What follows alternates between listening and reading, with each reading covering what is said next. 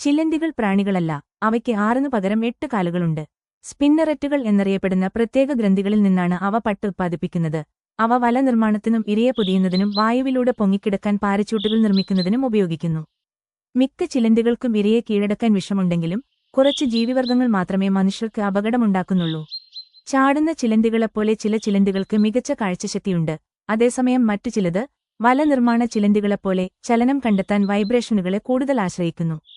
എല്ലാ ചിലന്തികളും വല നിർമ്മിക്കുന്നില്ല. ചിലത്, ചെന്നായ ചിലന്തികളെപ്പോലെ, ഇരയെ സജീവമായി വേട്ടയാടുന്നു.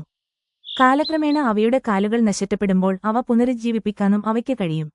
ചില സ്പീഷീസുകളിൽ ഇണചേരൽ ആൺചിലന്തികൾക്ക് അപകടകരമാണ്, കാരണം ഇണചേരലിനുശേഷം പെൺചിലന്തികൾ ആൺചിലന്തികളെ കഴിക്കുന്നു. ആൺ റെഡ്ബാക്ക് ചിലന്തികൾ സ്വമേധയാ പെൺചിലന്തികളുടെ വായിലേക്ക് പോലും ചാടിവീഴുന്നു. ഏറ്റവും കൂടുതൽ കാലം ജീവിച്ചിരുന്നതായി രേഖപ്പെടുത്തിയത് ഓസ്ട്രേലിയയിലെ ഒരു ട്രാപ്ഡോർ ചിലന്തിയാണ്. അത് 43 വർഷം അതിജീവിച്ചു. ഇരുമ്പ് അധിഷ്ഠിത ഹീമോഗ്ലോബിൻ ഉള്ള മനുഷ്യരിൽ നിന്ന് വ്യത്യസ്തമായി ചിലന്തികൾക്ക് ചെമ്പ് അധിഷ്ഠിത ഹീമോസയാനിനുണ്ട്. ഇത് അവയുടെ രക്തത്തെ നീലയായി കാണിക്കുന്നു.